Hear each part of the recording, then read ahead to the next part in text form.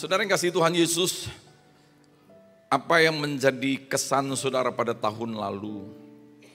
Tapi saudara, biarlah semua yang baik, yang kudus, yang mulia, yang berkenan kepada Allah. Pikirkanlah semuanya itu. Saudara, kita nggak mau membawa koper-koper masa lalu yang tidak ada gunanya untuk tahun ini, saudara.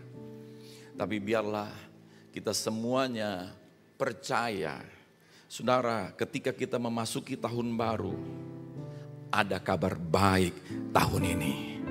Yang mau menerima kabar baik, mari kita sambut semua kabar baik ini dengan penuh sukacita bersama-sama. Lebih keras lagi saudara, bertepuk tangan menyambut kabar baik yang dari Tuhan.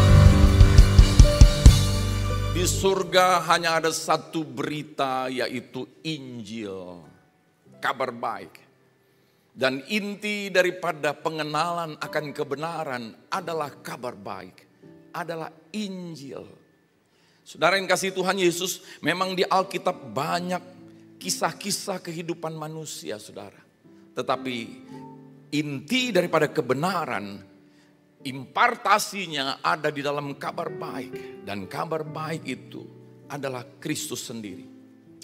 Saudara, seharusnya tahun ini bukanlah tahun 2025. Seharusnya bukan. Kenapa? Karena manusia sudah ada di bumi ini lebih dari 4.000 tahun yang lalu, saudara. Jadi kita sudah ada, manusia sudah ada di bumi 4.000 tahun. Maka mestinya tahun ini bukanlah tahun 2025, mestinya tahun 4.000 sekian. Kenapa tahun ini disebut dengan tahun 2025, tahun Masehi ini, saudara? Karena Masehi artinya Mesias, Kristus dalam bahasa Yunani. Sebab itu kenapa tahun ini tahun 2025 tahun Masehi? Tanya semua orang di muka bumi ini, tanya dia tahun ini tahun berapa? Tahun berapa? Seluruh dunia mengakui tahun 2025. Kemarin orang ada di jalan-jalan di rame-rame. Saudara, kenapa? Karena masuk tahun yang baru. Tahun 2000 itu agamanya apa aja tuh saudara? Semua masuk tahun baru. Mengapa kita masuk tahun 2025? Karena dimulai dari 2024 tahun lalu Mesias hadir, lahir ke dunia. Itulah permulaan yang baru. Ada kabar baik hari ini saudara. Apapun yang menjadi keadaanmu di tahun yang lalu dan di tahun-tahun yang berlalu, tahun ini selalu tersedia permulaan yang baru bagi setiap kita semuanya. Haleluya, Tuhan sediakan permulaan yang baru saudara. Kita percaya Tuhan mau memberi kesempatan kepada semua manusia untuk mengalami permulaan yang baru. Apapun keadaanmu saudara, selama engkau masih bisa membuka mata dan nafasmu masih ada dalam tubuhmu, engkau masih punya kesempatan untuk memulai permulaan yang baru di dalam Kristus. Haleluya. Jadi dunia ini yang sudah ada 2000 lebih tahun lalu sebelum Yesus datang, ternyata dimulai lagi di tahun pertama. Artinya Yesus menjadi permulaan yang baru bagi seluruh umat manusia. Amin saudara. Yesus menjadi permulaan yang baru.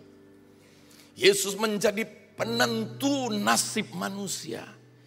Saya mengajak kita melihat di dalam 2 Korintus 5 ayat 17 saudara. Jadi siapa yang ada di dalam Kristus, ia adalah yang lama sesungguhnya. Haleluya.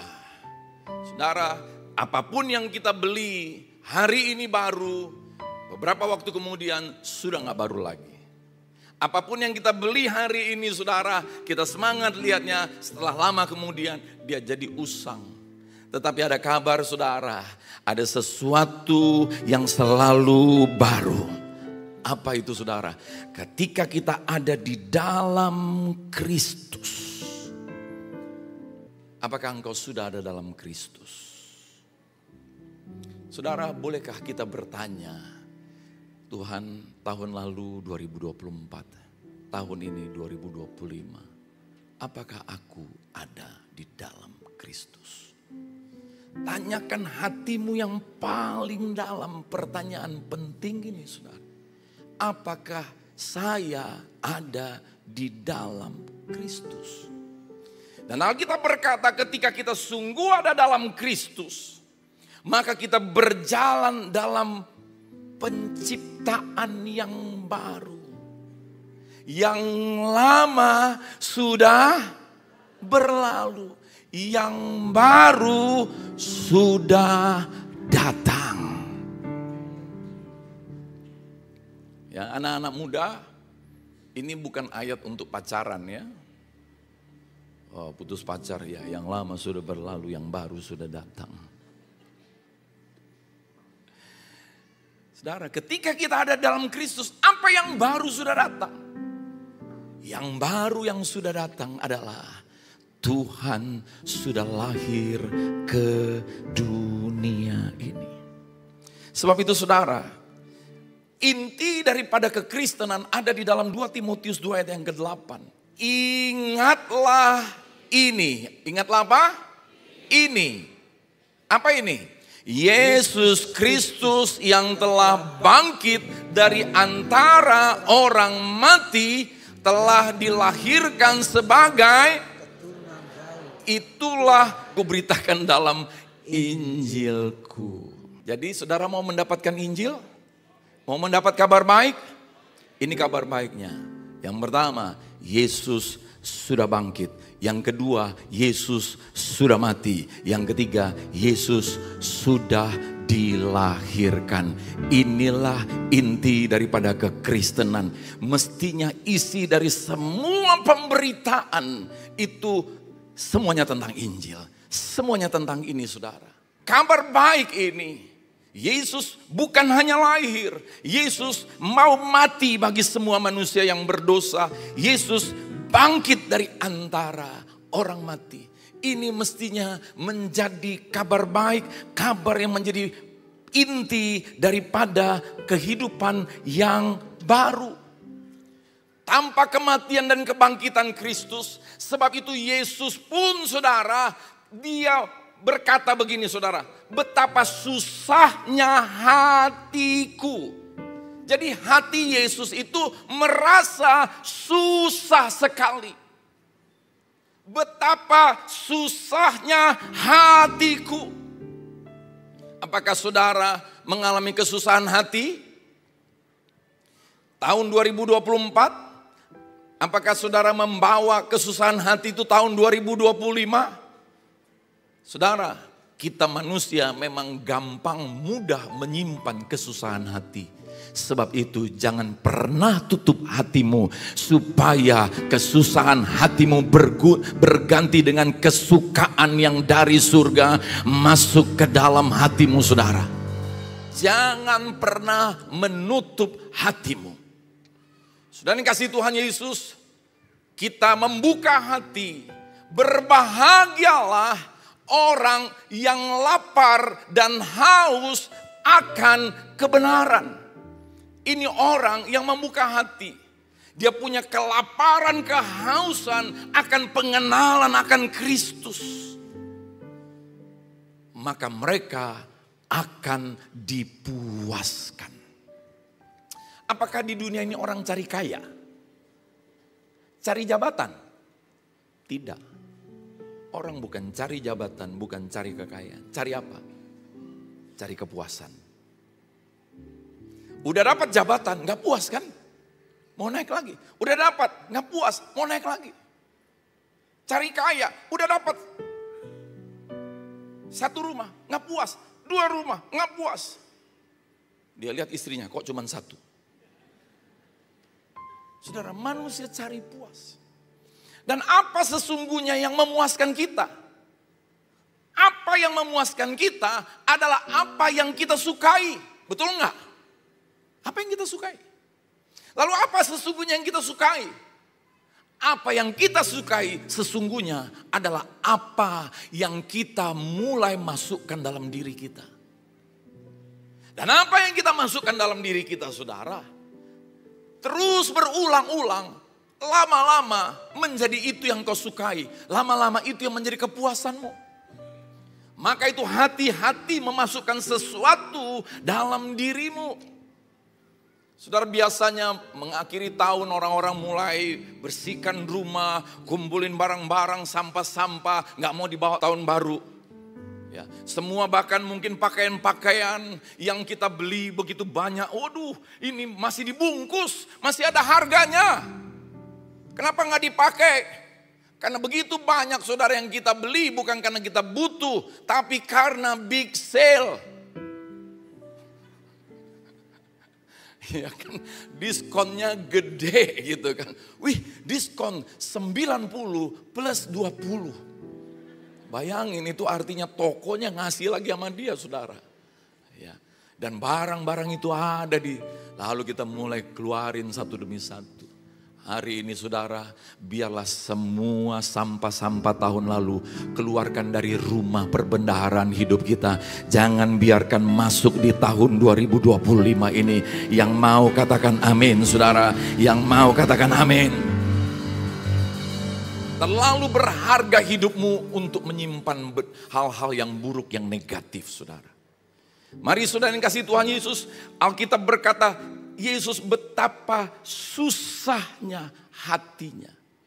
Apa yang menjadi kesusahan hatimu tahun 2024? Saudara, Yesus sendiri, dia sebelum memulai pelayanannya, sebelum memulai mujizat-mujizatnya, apa yang dia lakukan? Dia mesti dibaptis. Kenapa dia mesti dibaptis, saudara? Apakah Yesus orang berdosa? Tidak. Dia kudus, dia bukan keturunan lahir dari benihnya Yusuf. Tapi kenapa dia mesti dibaptis? Dia mesti mendeklar kepada dunia, untuk inilah aku datang. Apa itu, saudara? Lalu dia mau dibaptis, Yohanes menolak. Karena Yohanes orang berdosa. Tapi kenapa Yesus mesti dibaptis? Karena dia mau declare. Dan saya mau declare hari ini, saudara, terimalah kehidupan Yesus. Apa itu, saudara? Dia mau dibaptis untuk menyatakan, aku datang ke dunia untuk mati. Dan aku datang ke dunia untuk bangkit dari antara orang mati. Itulah kehidupan Yesus. Terimalah hidup yang baru. Hidup yang baru bukan tentang perbuatan baru. Hidup yang baru adalah tentang hidup Yesus. Hidup Yesus mau mati bagi saudara. Hidup Yesus mau bangkit bagi saudara. Artinya kalau engkau mau menerima hidup Yesus, engkau pun mau mati bersama Yesus. Hidup lamamu dikubur bersama Yesus. Oh, tahun 2024 sudah dikubur bersama Yesus. Tahun-tahun sebelumnya sudah dikubur bersama Yesus. Semua yang buruk sudah dikubur bersama Yesus. Semua dosa kejahatanmu sudah dikubur bersama Yesus. Semua yang kotor, yang najis sudah dikubur bersama Yesus. Semua kutuk-kutukmu sudah dikubur bersama Yesus. Dan engkau ikut bangkit bersama Yesus dengan hidup yang baru. Alkitab berkata, betapa susahnya hatiku. Inilah kesusahan Yesus kalau dia belum mati dan gak bangkit. Dia susah. Kenapa? Berarti manusia binasa. Kekristenan adalah ini, saudara. Tiap hari hidup lamaku sudah mati. Tiap hari hidup lamaku sudah mati. Hidup lamaku sudah mati. Bapak-bapak sering kasih tahu sama istrimu, hidup lama papa sudah mati. Jangan ingat lagi mantan-mantan yang dulu. Hidup lama sudah dikubur. Itu hidup yang baru, saudara. Setiap hari miliki hati seperti itu. Ketika engkau percaya hidup lamamu sudah dikubur, lalu engkau mencoba lagi hidup di hidup yang lama, berarti engkau sedang masuk ke kuburan mengorek hidup yang lama lagi. Saudara, jangan lagi ke kuburan. Kenapa? Karena Yesus tidak lagi di lubang kubur. Dia sudah bertahta di surga. Siapa yang mau menerima hidup lamamu sudah mati? Bapakku berdoa. Tahun 2024 sudah dikuburkan Tahun-tahun sebelumnya sudah dikuburkan. Semua yang najis, semua yang kotor, semua yang buruk, semua yang negatif. Semua kekecewaan, kebencian, amarah, dengki, dendam, iri hati. Semua kebiasaan-kebiasaan buruk. Semua hobi-hobi yang buruk. Semua perkataan negatif, pikiran negatif. Perbuatan-perbuatan yang buruk sudah dikuburkan bersama dengan Tuhan Yesus. Yesus menanggung hukuman kematian supaya kami tidak lagi dihukum. Dan Yesus mengalahkan maut, bangkit. Kami ikut dibangkitkan bersama dengan Tuhan Yesus yang mau katakan bangkit. Katakan.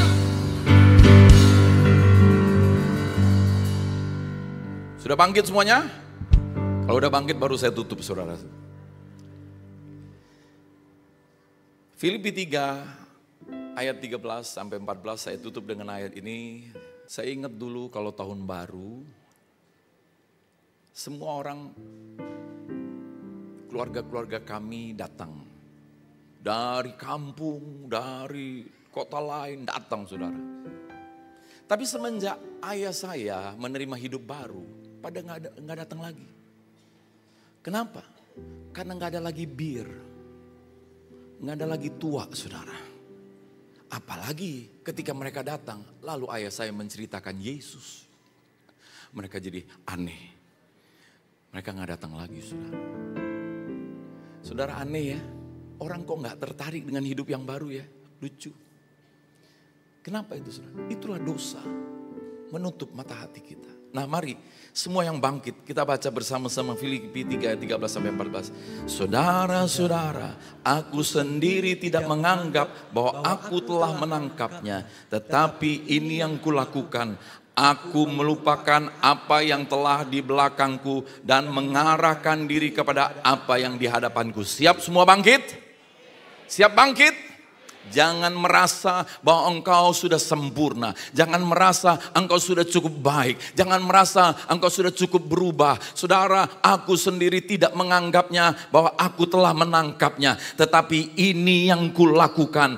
Aku melupakan apa yang di belakangku. Lupakan semua yang buruk, yang jahat, yang negatif, perbuatan buruk orang. Oh, kesalahan, kekurangan, kelemahan siapapun juga. Bahkan kelemahan, kekurangan dirimu. Lupakan semuanya itu, saudara. Dan berdiri bangkit menghadap kepada apa yang di depanmu. Lalu ayat 14 baca bersama-sama. Dan pada tujuan untuk memperoleh hadiah, yaitu panggilan surgawi dari Allah. Tersedia hadiah bagi kita semuanya.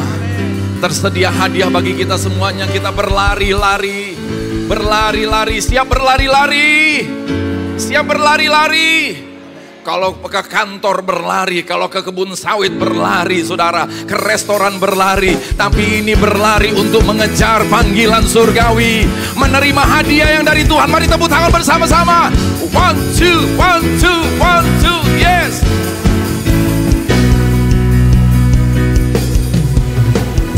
Laluku telah dipas saudaramu. Semua gagalku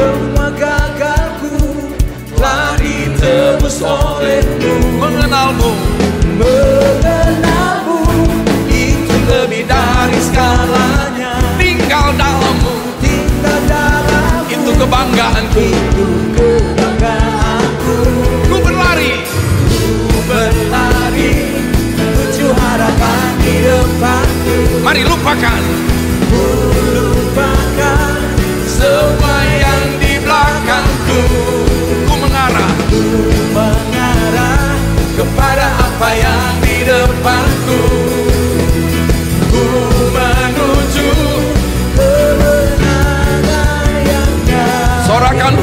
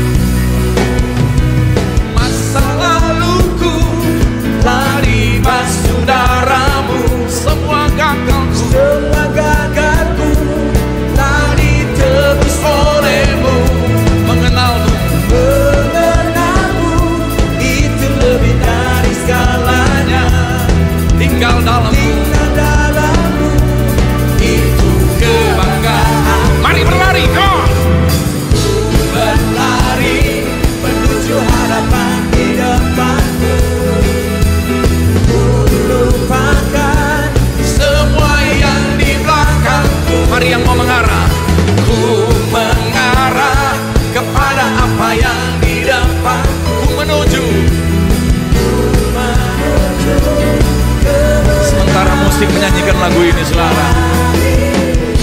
Saudara tahu, kalau kita berlari, maka kita menjadi orang-orang yang bukan hanya mencapai tujuan, tapi kita punya kekuatan. Kalau kita jalan pelan-pelan, kita gampang ditarik kembali, saudara. Iblis ingin kita jalan pelan-pelan, alon-alon asal kelakon. Jangan mau jadi Kristen neng-nong. Saudara tahu neng-nong? Kalau ada pesta Jawa kan neng-nong, neng-nong. Nggak ada orang pesta jalannya kenceng, saudara. Tapi tahu saudara apa yang Yesus lakukan?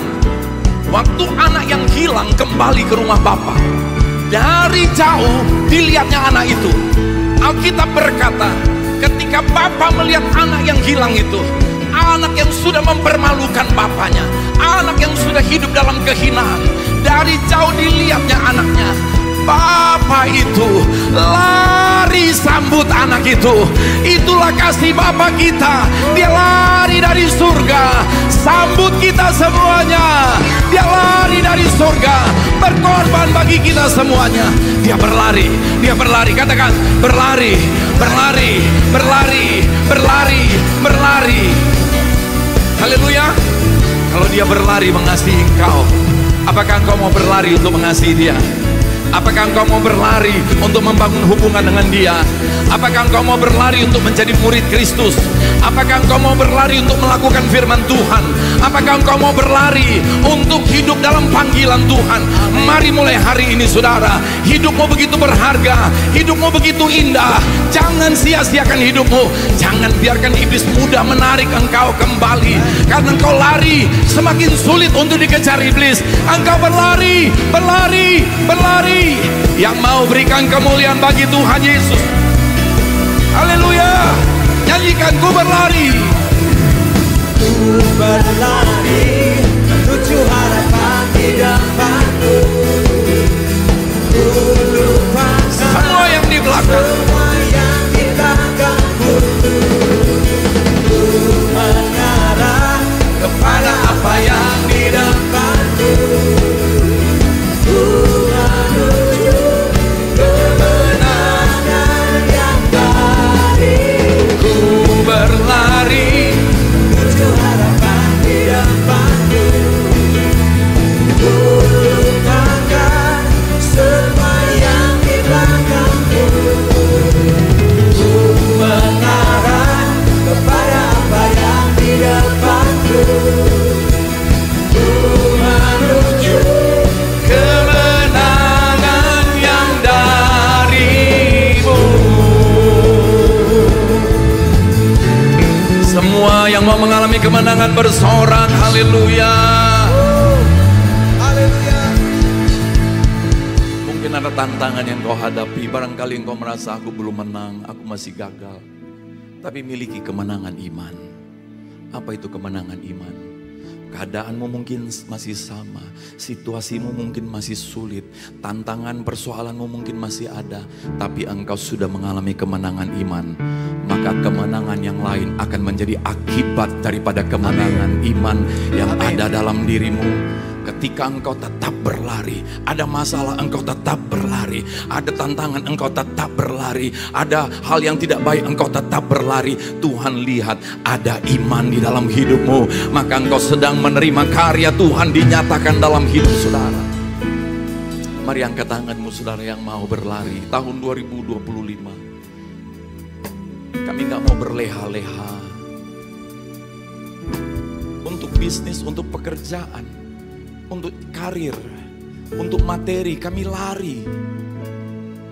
Kenapa untuk Tuhan kami nggak berlari?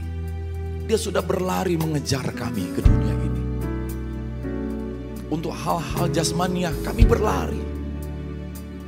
Tapi mulai pagi ini Tuhan, kami memulai tahun 2025. Gaspol!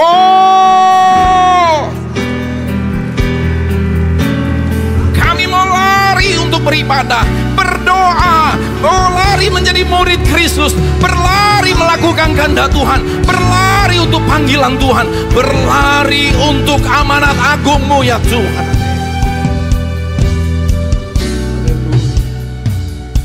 Kami angkat tangan kami bersama-sama, biar ini menjadi doa kita. Ku menuju harapan di depanku. Ku lupakan semua yang di belakangku. ku mengarah kepada apa yang di depan. Ini doa kami Tuhan, ini kerinduan hati kami Tuhan. Kemenangan, kemenangan yang datang. Sekali lagi katakan, Ku berlari menuju harapan. harapan di depanku.